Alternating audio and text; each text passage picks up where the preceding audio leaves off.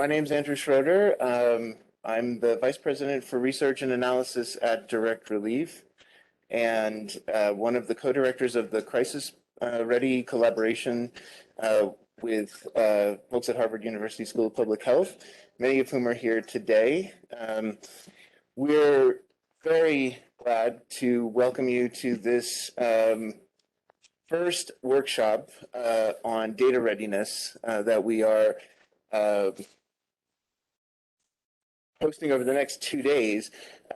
This came out of a discussion that we had at CENAPRED in September about new data sources that can be valuable for response to emergencies in a broad spectrum context, but from epidemiological to conflict to natural disasters. And we've set this up for 2 days to look at mobility data. So data collected from mobile devices that allows us to understand population dynamics, and remote sensing and applications off of remotely sensed imagery. We're going to be welcoming a number of folks virtually as well.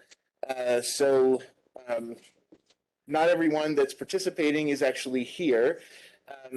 And I would like to take the opportunity just really quick, since we are not so many in the room to start with, just to have a chance to go around and introduce yourself. Just say your name and the organization that you're representing. We don't have a ton of time, but I think it would be helpful just to know everyone who's in the room.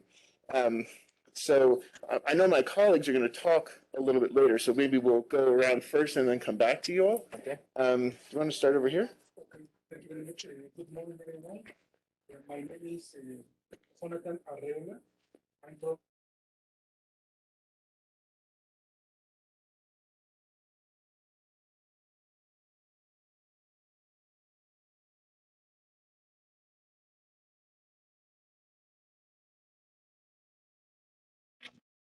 My name is Hamish Patton. I'm representing as a postdoc in the Department of Statistics at the University of Oxford, and I currently work for the United Nations Disaster Risk Reduction. Good morning, everyone. My name is Hector Barrera from the National Coordination for Civil Protection.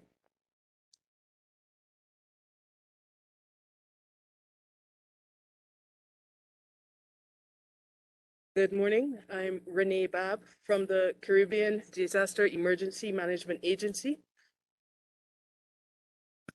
Good morning, everyone. I'm Takahiro Yabe from GFDR at the World Bank.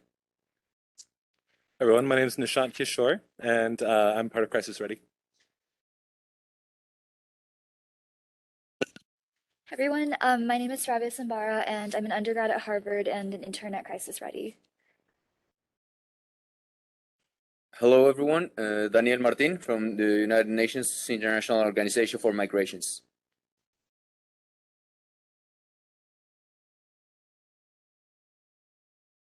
Hola, mi nombre es Abel Coronado. Vengo de parte de la Oficina Nacional de Estadística y Geografía, el INEGI. Hi, good morning, everyone. My name is Andrea Garcia Tapia, and I'm from GFDR World Bank. Good morning. I'm Caroline Bucky. I'm from Harvard University, and I'm a co-founder of CrisisReady. Good morning. I'm David Magaña, and I came in representation of Secretary of Risk Management and Civil Protection from Mexico City. Hello, everyone. My name is Salvador Perez from World Bank, specifically from the Disaster Risk Management team that focus in Mexico and Central America. Thank you. Good morning to everyone, and welcome to CENAPRED. My name is Enrique Guevara. I'm the General Director of this National Center for Disaster Prevention.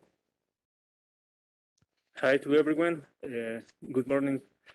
Soy Romeo Alejandro Vergara Castañeda, Director de Concertación Sectorial en representación del ingeniero Óscar Cepeda Ramos, Director General de Protección Civil.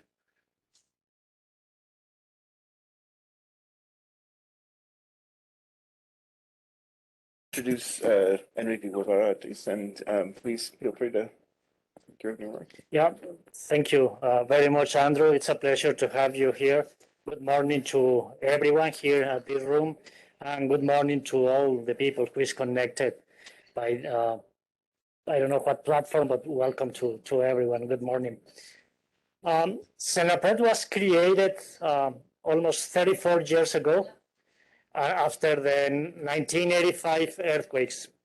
And since then, science and technology have been present and is evolving, but it is very important to take this into account to social context.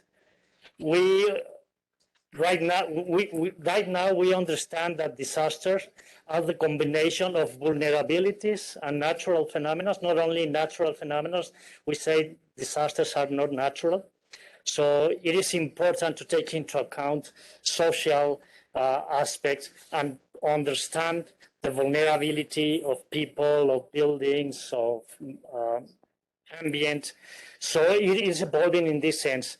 So we have been in contact with technology, so we are very pleased to have you here and host this workshop here. I think it is going to be very useful, very interesting. Unfortunately, I cannot be here. I have to travel right now. So you are welcome. Please feel at home. And I'm sure it is going to be a great workshop. Thank you very much for being here. Thank you very much. Thank you. Oscar, I'm sorry. If you don't have any problem, I'm going to speak in Spanish. Absolutely. Okay, thank you.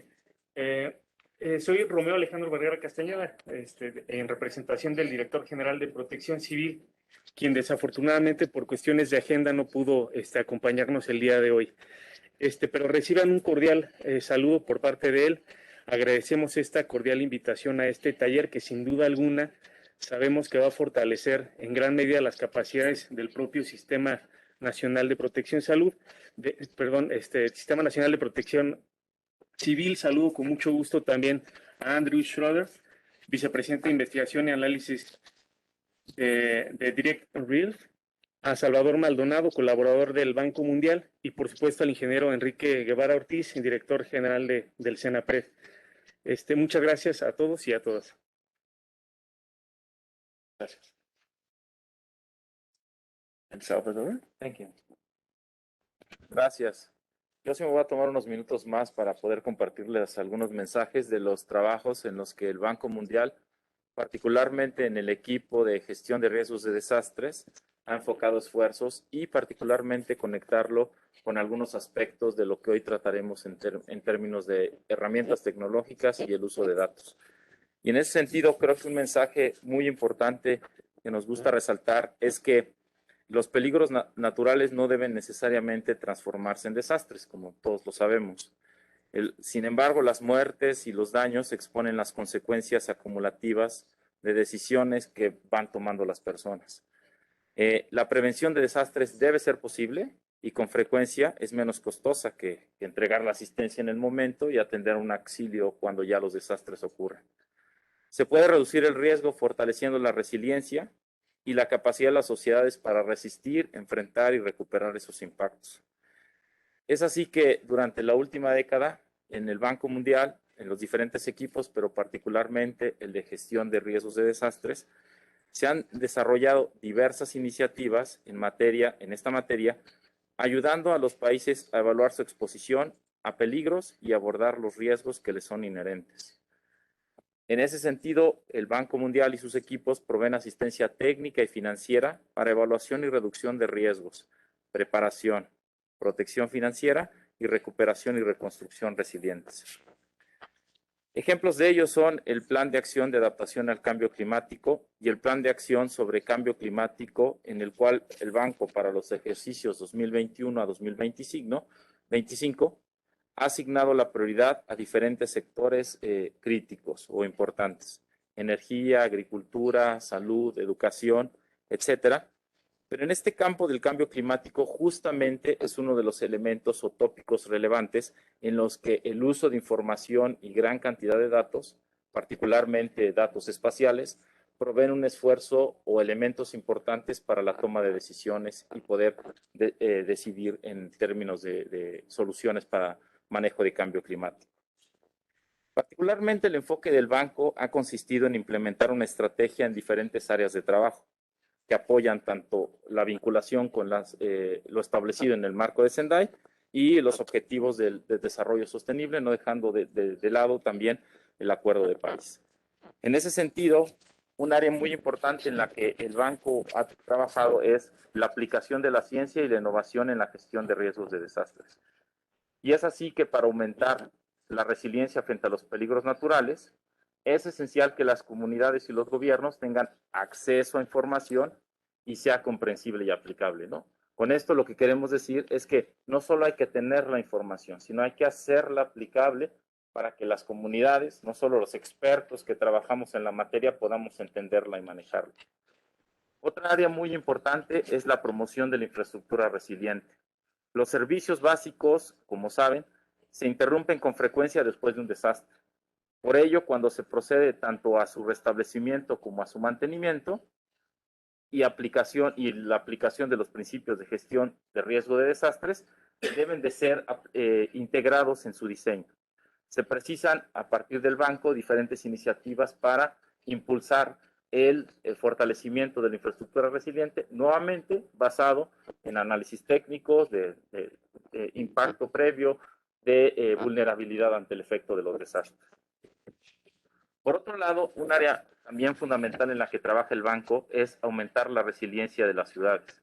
La rápida urbanización de los países en desarrollo requiere inversiones sustanciales y bien planificadas en infraestructura para satisfacer las crecientes demandas de recursos, fomentar el crecimiento económico y promover el desarrollo social.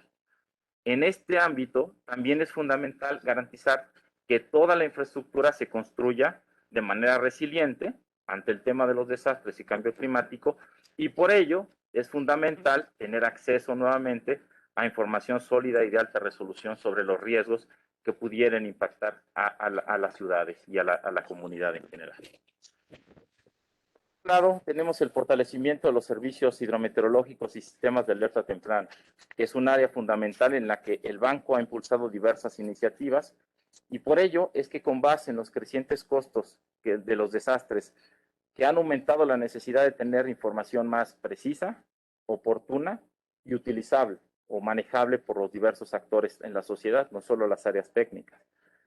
En ese sentido, contar con información relevante sobre los probables impactos de peligros meteorológicos o climáticos juega un papel fundamental en el manejo de la gestión adecuada de riesgos en las diversas comunidades. Otra área en la que el banco apoya de manera importante es en la protección financiera.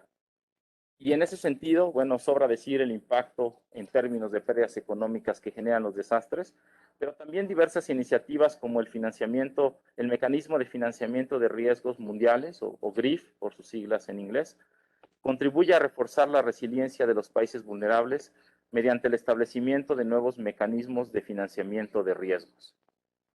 Es justamente que en el ámbito de la definición de instrumentos financieros, diferentes componentes son relevantes para su diseño, tanto la exposición como la vulnerabilidad y la estimación del riesgo, en la cual justamente diferentes iniciativas que impulsa el banco, en una muy sobresaliente es la definición y construcción de bases de datos geoespaciales que contengan información de la infraestructura pública, para la cual, además de la ubicación, se pueda tener una descripción muy puntual de sus características constructivas, que ello permita trasladarlo a la vulnerabilidad que pudieran tener ante las amenazas naturales y por ello definir los instrumentos financieros más ad hoc para proteger las finanzas públicas esencialmente.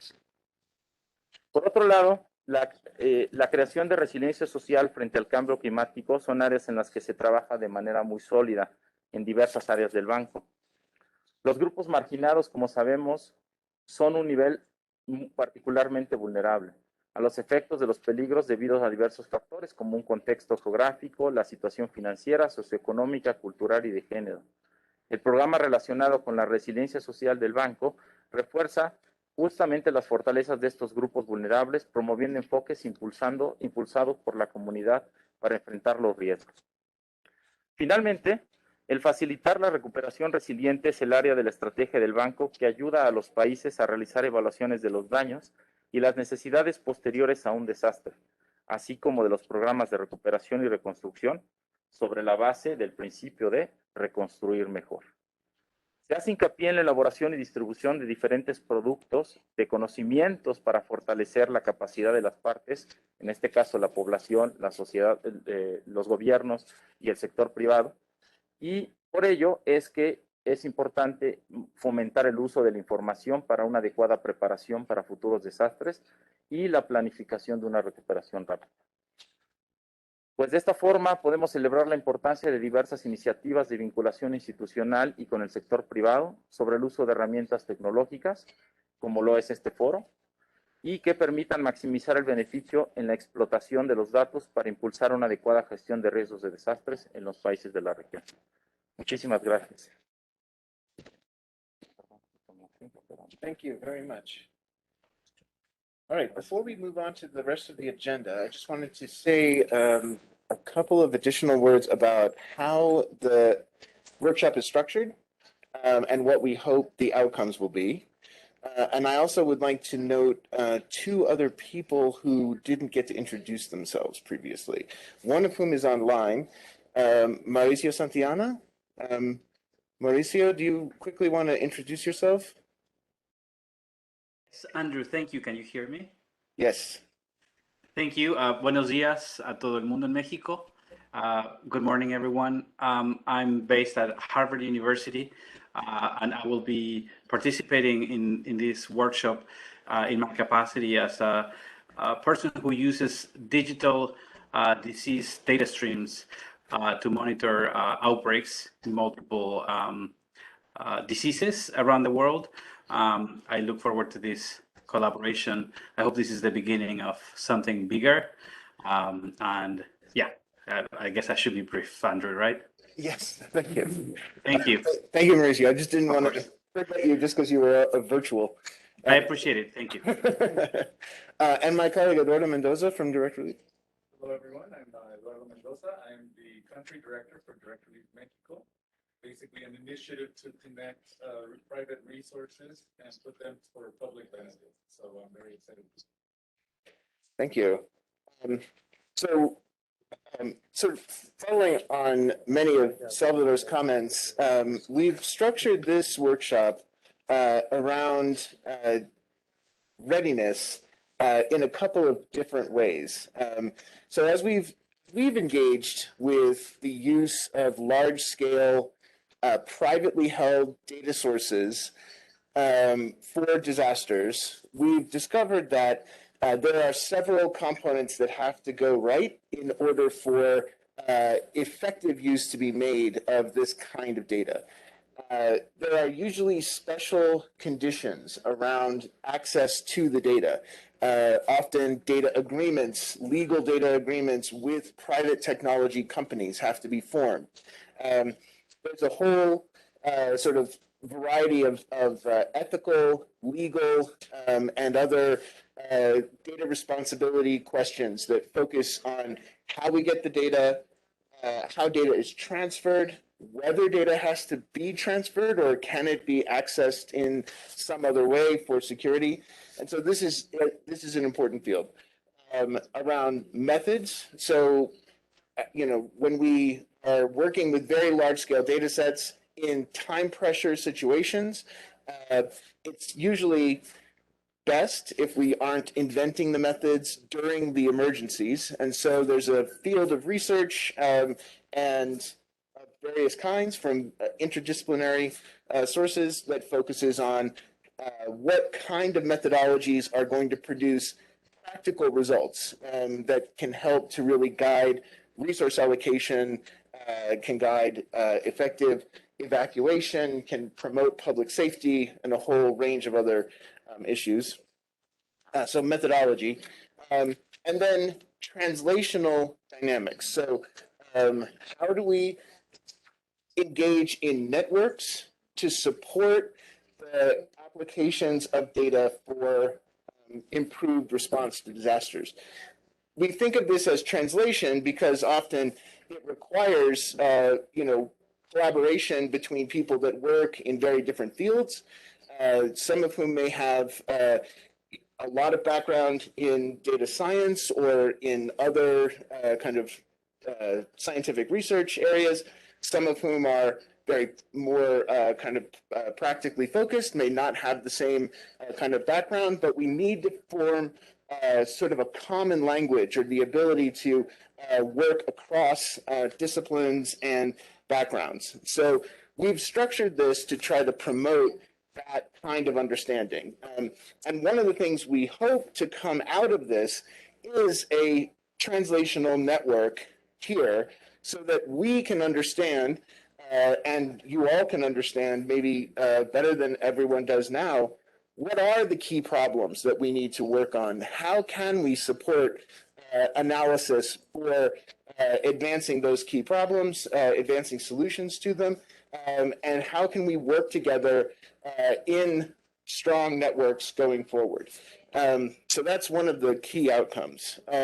I think the other, we framed this as a gap analysis workshop.